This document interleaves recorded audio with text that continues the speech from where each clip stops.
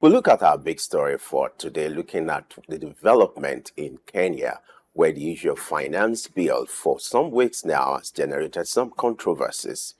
Even though President Ruto, has decided not to sign this bill, there are concerns about the taxes and the state of this bill.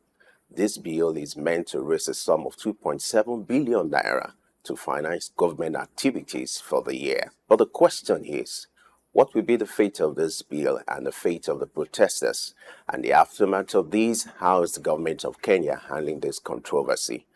Let's begin our business of shaping policy in this regard by bringing in our special guest. We're being joined by Ambassador Williams Wallace, who is the chairman, International Chamber of Commerce and Industry. Glad to have you join us, and good to see you again, Ambassador Wallace. Just to begin, let me say happy birthday to Blessing. I didn't realize that she had birthdays. You know, she looks evergreen all the time. You think every day is her birthday, isn't it? Thank you so much, happy birthday. I appreciate that. What is special with Very good. It's a blessing. It's a good day and a special one. Thank you so much for that. Now, let's look at this controversial bill. The protest was, at the peak last week. Now, if you see the events trailing this bill, this finance bill was introduced with the intention of raising a sum of $2.7 billion to finance the bill or the budget for the year. But it turned out that Kenyans, in large numbers, protested against this bill. What do you make of this controversy and the disposition of the Kenya government as regards handling the controversy that trailed this bill? Talk to us. It's yes, it is very much I would say a new dimension with Africans and the African youths. First to begin, the youths have risen in Kenya and are rising all over Africa. And they are calling themselves Gen Z, Generation Z. And they're all saying enough is enough. Everybody now has a history of what borrowing money from China, from the IMF, from the World Bank does to African economies. And if you're going to be raising taxes and you decide that you are going to not go after, for example, those who have the money to bear, the taxes and corporations, but you're going after the man in the street, the poorest of the poor, and you're going to tax them on very basic things to raise funds to repayment of debt, you are having trouble on your hands. And that is exactly what has happened with Kenya. And I'm afraid to say it is going to have a ripple effect across the African continent. How can you, for example, flour, bread, rice, tampons, pads for young ladies, and I can tell you because I've contributed to some of the poor areas, slum areas in Kenya. Myself and Professor Lumumba have donated books and pads to some of the slum communities because they don't have it. And then if they do now purchase things like that, you are taxing them. And this is the area that you are going to use to tax and raise funds and money to repay a debt that and most wise Kenyans and Africans know now what the effect of borrowing huge sums of money from the IMF, from World Bank, from debtors or credit nations like China and others to sustain what you could probably do by taxing the extremely rich, by taxing corporate sectors, and also not borrowing that amount of money. What are they borrowing some of this money for? Most times people have said, and it has been seen, that they've borrowed the funds. No one knows where the funds were applied. It went into the pockets of the politicians and the hierarchy. And then again, you borrow funds for infrastructure and works that has absolutely nothing to do with the progress of the country. when you should be targeting, if at all you had to borrow extra money, you should be borrowing that money to apply it to things that are going to benefit the citizenry, health, education, agriculture, food. A lot of them borrow these funds and they tell you it's for major infrastructure projects. And that is what the IMF and others want you to do. They want you to borrow these funds and then they dictate to you how you are going to attract those taxes by taxing the poor. They always, remember Nigeria went through it as well before, and I think this was during Babangida's regime. And, the people, said no, and therefore now Kenyans are saying, no, enough is enough. We cannot be taxed even for our basic goods and our basic livelihoods. And you are clearly leaving out those who should be taxed, and you're going to us to take that money? No, I don't think we are going to stand for this now, and they've decided to make a stand. So the finance bill, they even have said that they are not trusting the government right now to have this, what I will call a period of, no, we've pulled it, but then they may slip it back in through the parliamentarians in 2 or 3 weeks' time. So they are wanting to ensure that this will never return. The government will have to find other ways of finding and getting that money that they need to repay the IMF, because that is really what it is. And they are saying that they've seen that their government and their president is, I suppose, an agent. Yes, that is really what they're saying, an agent of the IMF. Because how can you? Think about it. I mean, if the poorest of the poor are being taxed on the very basic things they need to buy, and they're struggling. I mean, I am in Kenya and I see how they struggle, to make ends meet, to pay for very basic things, flour, rice, oil, all the very basic things that you need to survive. I mean, when you hit the man in the street and the little that he has in his pocket, which is almost next to none, they're living from month to month, week to week, day to day, they are going to rise up because they've had enough. And I see this happening across the continent if care is not taken. Looking at the bill, it's same anti-people, but the Kenyan government needs to raise some money in order to receive tranches of fund from the IMF. Now, is it about the raising of money or the approach that we use to raise the money? If the tax had not been on essential items, would it have been a big problem? Well, it's not about the approach. It's about where you find the tax, where you find the tax.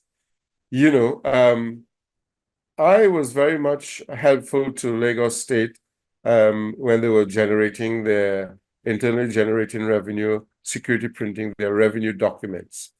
And I noticed that they were very careful where they looked for their taxes, income tax, taxing individuals for, what they have earned, looking at property, and that is very much au courant today. You have to look at, I would say, out of the box thinking, where and imaginative you can be in taking and generating tax. And there are several other areas which perhaps the poor is saying, we know that you can tax other areas and other people, but taxing us for our basic, it's not about the approach. It's about where do you go for your tax? And you're going to the population and saying to the vast population that we are going to tax you for every single thing that you pay for. No, there are other areas. Look at property. Look at properties. Look at the rich. look at the middle class, look at corporations, look at any other area but the poor. The poor already pay basic taxes, value added, on certain items, but not on their very basic survival. So it's not about the approach, it's about how do you look at other areas to tax to generate those funds. And they see it as being a very wicked approach to think only we, the poorest of the poor, have to be taxed to raise your funds, which means you're protecting your pals, your rich, elite, and they are seeing you driving 3-4 cars, stealing money from your position, and you are not suffering, and they are. So it's not about the approach; it's about the ways you are going to tax and who you're going to tax. And I think that is really what they are saying. Tax elsewhere, but not us on our very basic foods. We're already paying taxes in very many forms. And I think it's about creative taxing, thinking outside the box. The Kenyan government and those who want to find funds to pay the IMF, and the IMF is very deadly in terms of what they are asking governments to do. It is incorrect. It is very wrong that they are asking them to tax the poor. No, it cannot happen, and it should not happen. Morally, it's incorrect. Now, let's look at the timing of the approach to handling this bill. Prior to now, this bill, or the finance bill, passed through the Kenyan Parliament, and you would have expected that members of the Parliament will have raised these concerns. In fact, when they voted, majority voted for this bill, about 195 as against 106 voted for this bill. What does this suggest to you about the true representation as regards the reality of the people? And what could have been done differently by the Parliament rather than allow this crisis to snowball into things that have led to chaos in the nation? Well, you've looked at what you've just said there, Femi. 105 to 195. Has it really been discussed thoroughly? The 195, did they really think about, because you have seen how some of the population has gone to their members of parliament, burned houses, burned their cars. Have they really shown concern, or were they just being sycophants and saying, the executive, we are going to support the executive? Rather than saying that, they should have gone and have town hall meetings. This is what we need to do to raise taxes. How can we, and what would you like me to tell the executive? What would you like me to tell Parliament? And you will find that you would have had discourse and people would have given you ideas. The very same people who have put you there would have sat down with you because you have a town hall meeting. They've seen that you, as a representative, have come to them, that this is and they've shown sympathy. This is going to be a major impact on you, the population. Can you give us some ideas of what do we do to raise taxes and where should we tax? So you have a compromise of discussion. And I dare say, had that been done, they would have voted against it because it was targeted at their constituents, that is, the average man in the street. And you have very intelligent Kenyans. You have very intelligent finance people. You have very intelligent frameworks of bankers, financiers, who can sit down, use their talent, talk to them as members of parliament, say, what can we do? I mean, we cannot have this, targeting our people. I'm here to represent the people. I've been put here by them. Let's find ways to address this. And they haven't done that. 195 says that it's almost 60%, or 70% of the parliamentarians just went for it with no interaction whatsoever with their members of their constituency. And these are times when you have tough decisions to make, and being asked to make tough decisions, that as parliamentarians, you go to your constituents. Let them know what you are facing, because you are voting on their behalf.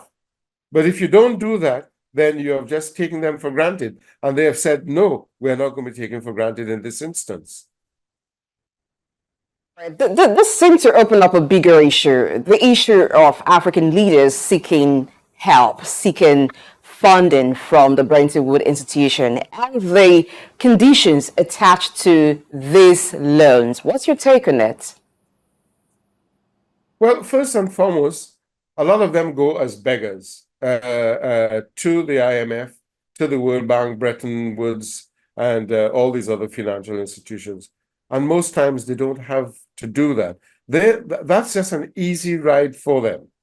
There's no creative thinking of how to raise funds in their country, because as a leader, it's easy to just go cap in hand and beg and say, give me this money, I want to do this. And of course, any financial institution, including banks, will put extremely heavy penalties on them because they want their money back. And in order to get their money back, they are going to be the ones who will dictate to you, how do you apply these funds and how do you raise those funds to pay us back? And so they dictate to you.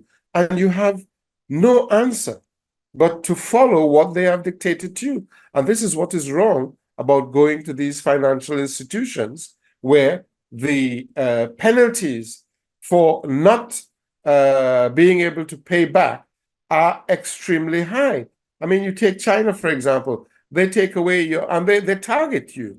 They take away, your ports. They take away your airports. They take away most of your resources. Is it mining? Whatever that you have, on the basis that they know you can't pay back.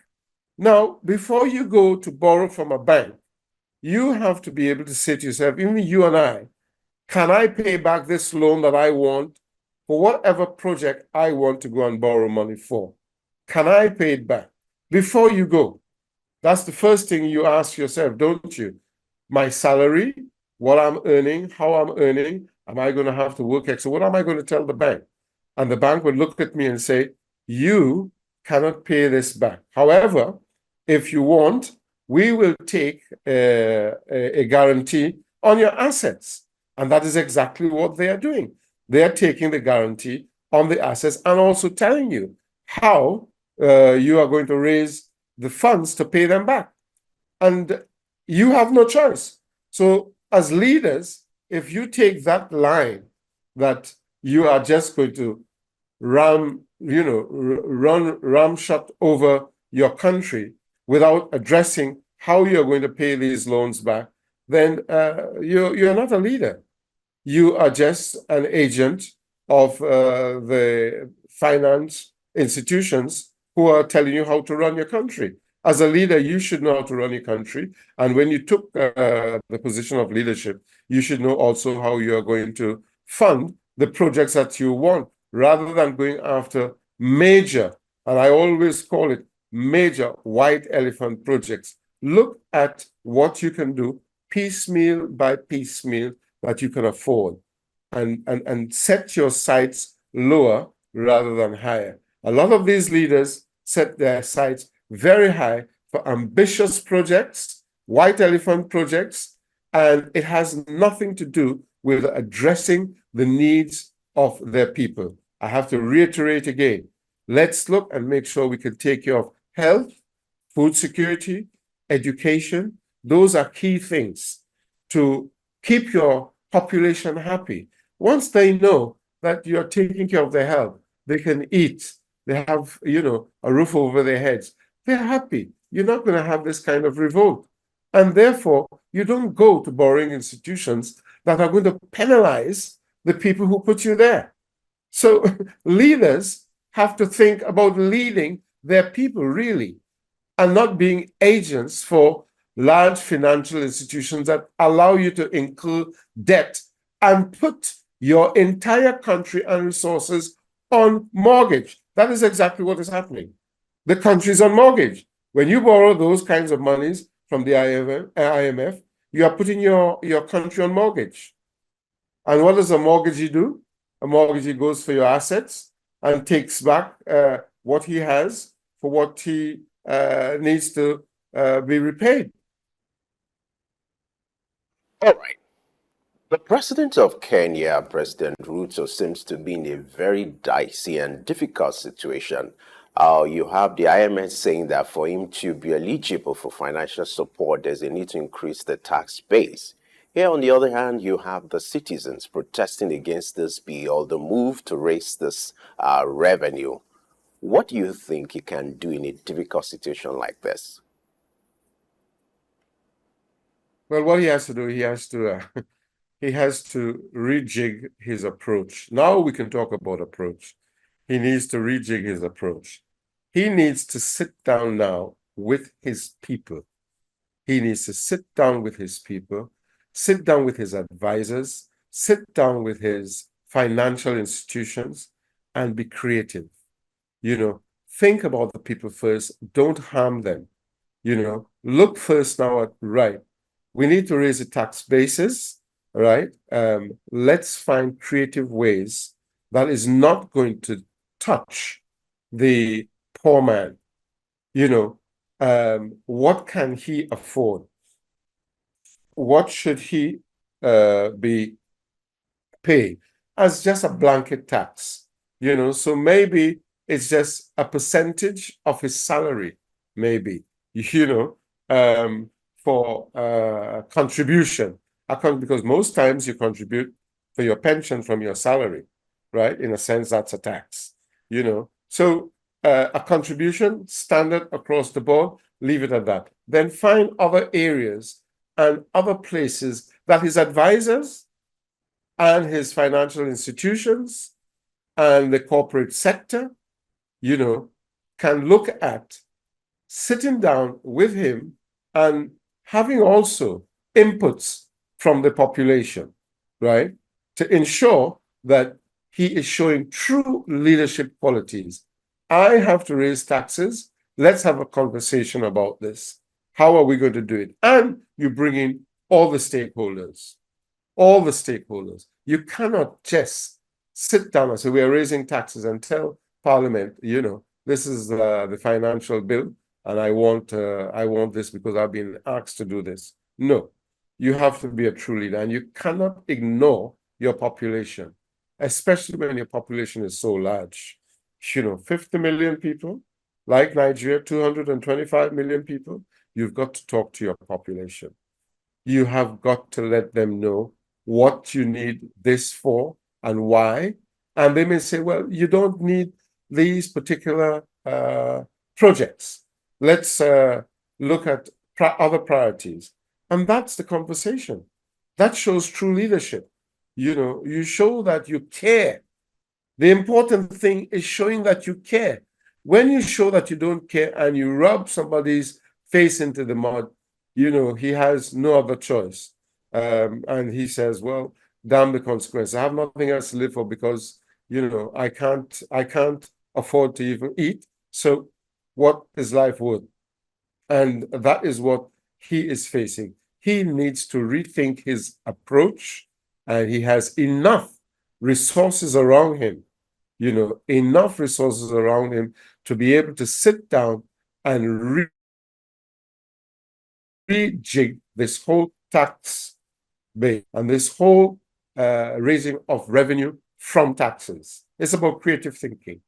And I think I have to say it, Lagos State is one of those who have had creative thinking in their approach to taxes, and kudos to Lagos State for the way they've approached taxing the population of Lagos, and I think he can borrow from, innovative thinkers like governors and other countries who have looked at their people, looked at taxes, looked at projects and the priorities, and tax correctly. I call it correct taxing. Those who can afford to pay, larger sums of tax, you tax them. Those who can afford to pay a certain percentage of their earnings and they are comfortable with it, yes, but you do not take the population for granted and then just tax them right across the board on every essential items of their survival. It will not work. So he has to rethink and he has to rejig his approach. Jigging his approach. What more can you do in the area of foreign direct investment? No doubt the situation is not looking good for them in terms of attracting investors. But what can the Kenyan government do to turn this tide and also attract other investment that could give them higher taxes? Blessing, you have said an excellent and brilliant idea. I think you should go and advise him, right? Attracting foreign direct investment. Kenya has a lot of resources that can attract foreign direct investment. Open up, your tea plantations, coffee, there is oil. They do have oil, bring in and do an oil round. You can raise some investment just with an oil round, as you know. Just a block can give you a couple $1 billion, right? Look at your gas potential. Look at your tourism, drive your tourism. Agriculture, Kenya does and sell a lot of flowers to Europe. Look at those areas of foreign direct investment and make it comfortable for investors to come and repatriate the money. We don't mind you coming and providing your equipment and your funds and, being able to make a good profit. And of course, that also increases employment in the country. Bring in much more foreign direct. Go and do a tour of investor countries. Instead of going begging, go to investor countries, do a tour of Asia, bring in Asian businessmen, go to Europe, say this is what we have. Open up your economy, and those are the things that you have, of course, with proper quid pro quo, in terms of you're not giving away everything, but what you're doing is you are partnering. We have these resources. We want you to make a profit. Come in, bring your direct investment, and you categorize the areas, that foreign direct investment come and make it very comfortable for people to bring their money in. So that is a very good idea. Bringing in foreign direct investment so that you do not burden the population alone to find finance and to raise taxes. You can find finance, as I said before, creative thinking. And Blessing, that was quite a good creative thinking, finding foreign direct investment and areas that even as I said, even one oil block, can raise the money that you need to borrow. Instead of borrowing, you have now brought in investment that you can use for the projects that you have set as your target and as your priority projects. After we've had an earthquake last week, I think it was about 5 or 6 on the Richter scale. And then we've had a hurricane, as you know, just passed through us. Thank God I'm in Trinidad, and it bypassed in between our Trinidad and Tobago, but it's just devastated Grenada, Barbados a bit, and St. Vincent. So we are lucky not to have been hit. They say God is a Trini. I'm happy the government is handling that hurricane. And what do you make of that development? Let me even seek your opinion in that regard. Handling the aftermath and then bracing up for the effect of this hurricane before we wrap up with the issue of the Kenya finance bill.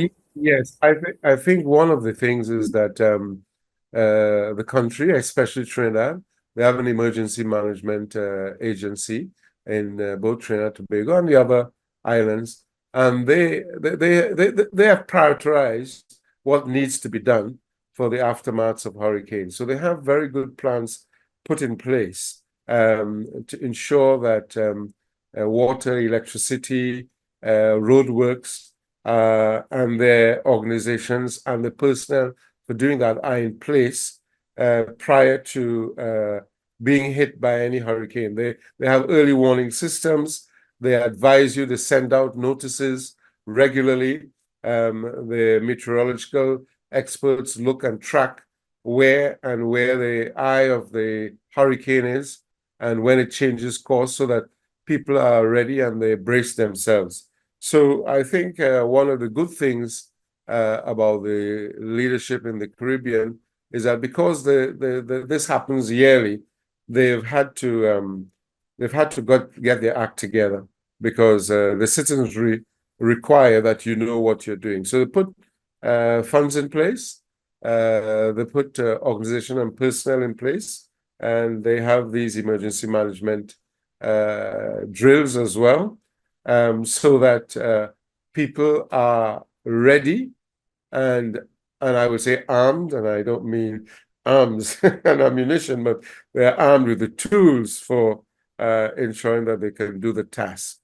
So yeah, I mean, we are being updated very regularly and know exactly where and when hurricanes will hit. The aftermath, they are also prepared too, and they get also help from their sister countries in the Caribbean. So if, for example, like Grenada has been hit, I'm quite sure that Trinidad and Tobago will send down their assistance through the military and other forces and experts, and provide their assistance to their sister countries. So yes, I've experienced one hurricane in Jamaica once, and I was quite crazy to have gone in the night it was going to hit.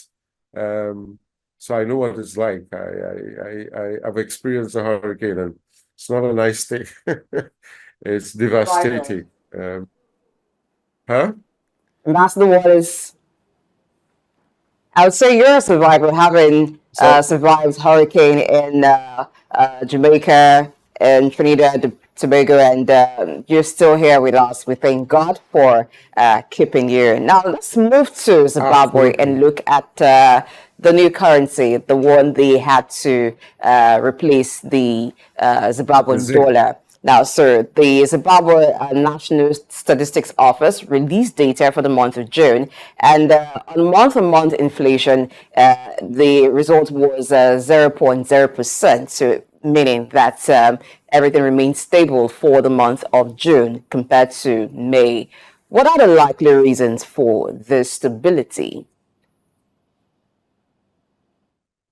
Well, you're touching on a subject that I am very, very concerned about and very much working on, and that is having a currency against your resource and your resources.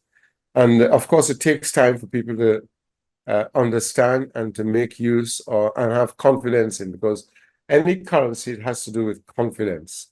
And I think the population is now getting to understand that Zimbabwe is taking a very, very bold step, which other African countries, I think, will soon follow before we get to a standard African currency, in that your own currency is pegged against real resources, and therefore you must have confidence to trade within your country with that currency.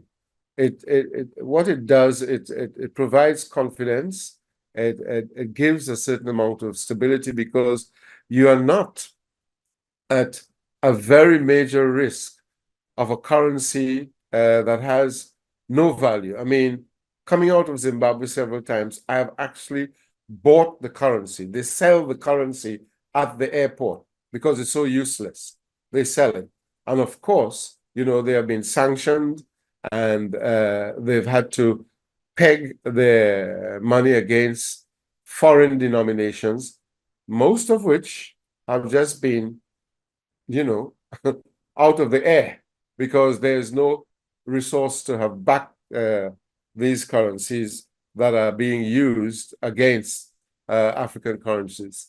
So once the population has been given the confidence that what we have is our own, it is backed by real resources, we can trade between ourselves with this, then it provides some confidence and stability because people are now beginning to think, yes, this is the way to go. Let us trade among ourselves and use our own currency. And therefore, that is a big factor, because every month and every day, when they had, the Zimbabwean dollar, it was depreciating so fast that you literally have to have truckloads to go and buy a single item. That has changed because they have now put confidence into their own valued currency that has been backed by gold, Zimbabwean gold. And of course, they can now spread that among Zimbabwean resources. So to me, that is one of the contributing factors for the stability, the confidence that's been built in the ZiG. It is a very key factor to stability, and ensuring that the economy starts to have confidence in utilizing the ZiG, because that's the key thing that has created, and they've talked about, the stability and the economic balancing that they have been doing over the past few months. Month by month, that is going to increase. The stability will be increased because their currency will have more and more confidence, and the population will have more and more confidence in that new currency backed by gold. Now, Ambassador, looking at the example of what Zimbabwe has done with its local currency, what are the lessons here for other African nations as they are strengthening their local currencies? It is the same formula. The same formula as Africa is rich in resources. Let us now back our currency by the resources that the continent has, and each member nation. I'm not calling them a country because that is a Berlin conference who created countries when they were really nations. So every nation on the continent has huge world resources that are extremely rich in value, and they need to do the very same thing. Follow the Zimbabwean formula, and then we will get to the point where we have a standard currency exchangeable within and between our countries, right? As you know, we have been working on a standard transactional currency, and we are making progress with that, because that is what we need. The main thing that you need a currency for is transaction. You need to be able to have confidence in that the value of what I am going to pay you, I will get a fair return of the goods and services on the other side of the coin. And that can be built now based on the resources that each nation state has. And if you multiply the value of what the resources are, you'll see that the currencies can be extremely strong and stronger than other international currencies, because the other international currencies, use our, resources to back their currency. Is it gold? Is it diamond? Is it bauxite? They trade. They carry the exchanges over to their country and dictate, the value. When we have the ability to set up our own exchanges and have our own resources valued against a currency that is backed by those resources. Let's look at the ability of the Zimbabwean central bank to sustainably back up the ZiG. Now, I know that the global price of gold will influence the Zimbabwean gold value. But according to Zimbabwe's central bank, the official reserve has about 2.5 tons of gold. Is this enough to continually back up the currency? Well, yes, to a certain extent. The foreign gold hallmark exchanges, of course, play with the pricing of the gold which Zimbabwe, for the time being, does not have any control over. What Zimbabwe should do is have a chat and have an agreement with other gold countries on the continent. Yes, innovative thinking. We are all gold-producing nations. Let us now increase our gold reserve. Isn't that what the US is doing? Isn't that what China is doing? What are they doing? They are bringing in gold and buying up gold to back their currency. Am I correct? Yes, they are, right? So innovative thinking. Zimbabwe, reach out to South Africa, reach out to Botswana, reach out to even Nigeria because we have gold. Let us now find a gold standard on the African continent. We are also helping those other countries to now strengthen their own currency. So let us have a gold reserve on the continent and pool those gold reserves together. And that's my advice. If they want to pay me to come down and tell them what to do, I'm willing to head to Harare in the morning. But definitely, they need to have innovative thinking. Put the gold reserves together on the continent and build up the gold reserve to support yours. Because if we talk about, again, singular attack, if you are just having 2.5, right, and they decide to play with the gold prices to crash your economy, you are in trouble. So that's why I said yes and no. Yes, because they have the resource, but now they need to increase it because you hit on the correct area, is that they may not have enough. So creative thinking, let's pool our gold reserves on the continent, and that gives us the strength to keep our currency strong, keep your currency strong as well. You follow our framework. And this is where now the continent and the African nations are now going to start to wake up and realize that we have what we need to strengthen our economies, trade among ourselves now with that gold reserve, with those gold standards, with those gold-backed currencies, isn't it? All right, Ambassador, if you observe, you notice that most African countries, the economies are import-driven and they are likely dollarized. An example of what Zimbabwe is to strengthen its local currency. How can other nations replicate this example to ensure that as against dollarization of the African economy, this can be achieved?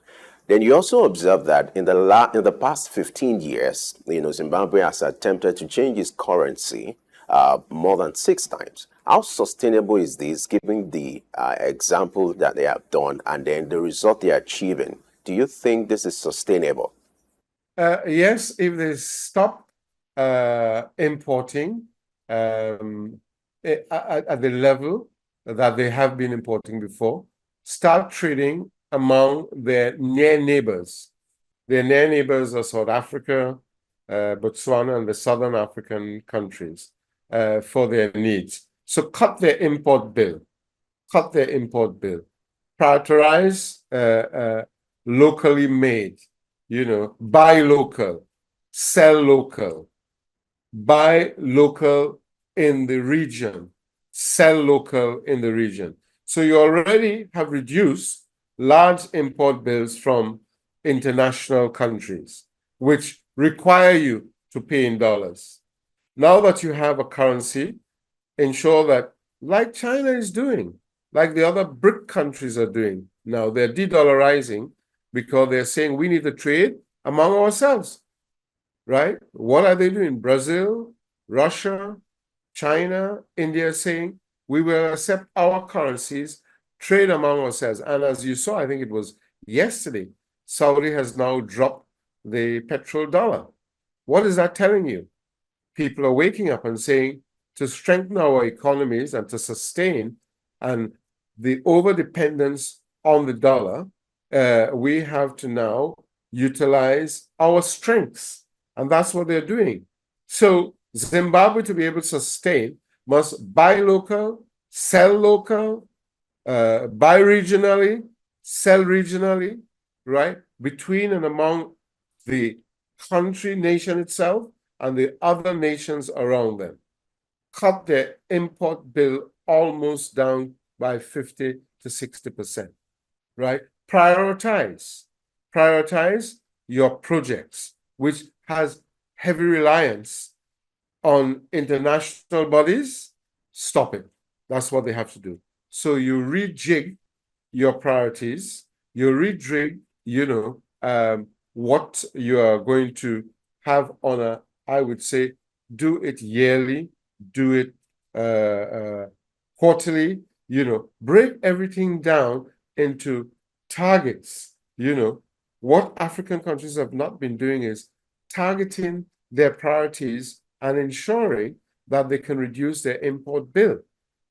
How can we develop innovative ways, get back into manufacturing, use your resources that you have, and export them, so it's sustainable. I mean, there are some good stories coming out of Zimbabwe. A few locals have gone into major manufacturing and are being successful. They now need to find export markets. But first, take care of your local market, take care of your near market, which is regionally, and build on your economy based on your strong currency that is backed, and that will be sustainable. So you cut your imports, international imports that is dependent on the dollar. Everybody is looking after themselves. I mean, America has a dollar, and Kissinger made it the petrodollar because they were looking at how to sustain, their economy. So you can't blame them, but we have to blame ourselves for falling under their trap. We should now be thinking of how we sustain our economy, and Zimbabwe can, with the areas that I've just submitted. Let them cut their import bills, trade locally, buy locally, trade in their near markets, buy from their near markets, and begin to expand out on the continent. Being able to buy locally, there must be a legal tender of use. Now, Zimbabwe still uses a multi-currency system, meaning that there are other foreign currencies that are legal tender in Zimbabwe. Aside the US dollar, the South African rand is still used for cross-border trade and even for local trade. What do you make of the situation? What needs to be done in order for the full benefits of having a gold-backed currency to be felt in Zimbabwe? Well, okay, so the rand is their near currency and their near neighbor, but South Africa has gold too. So let's go back to what I just said. China and India and others are using their own currency, the yuan and the rupee, etc. So you have an agreement with South Africa, right? Let's pool our gold together. And South Africa has a lot of gold, right? And let's stabilize the rand and our ZiG. That's already a case in point. That's already a case study. So yes, the rand, and they're using multi-currencies within the continent, but let's strengthen what we have between ourselves. So almost like a mini BRICS. Let us now strengthen the ZiG, let's strengthen the rand.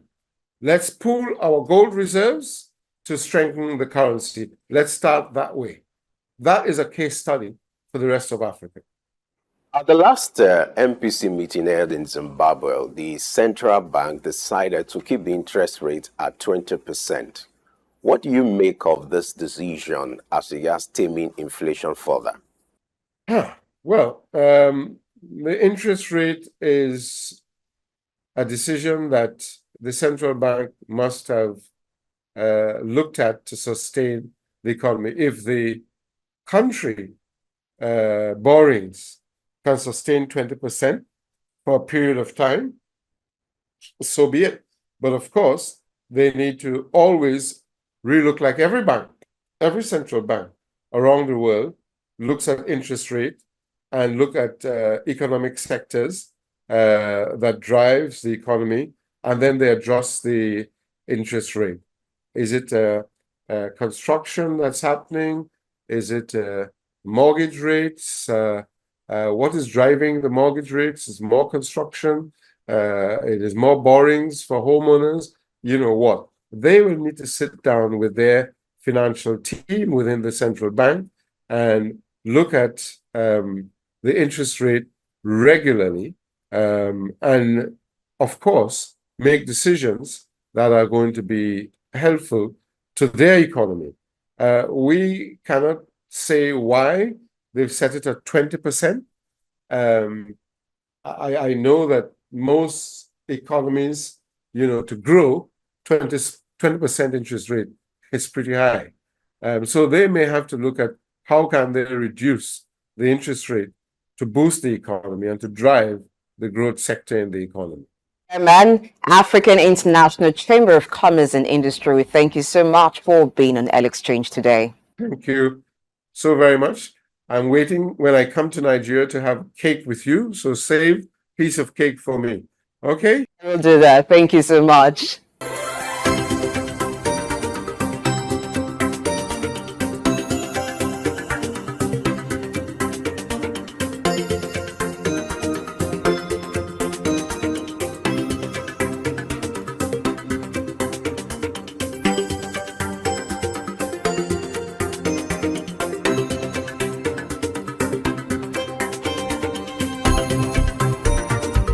Early exchange, shaping policy, advancing development.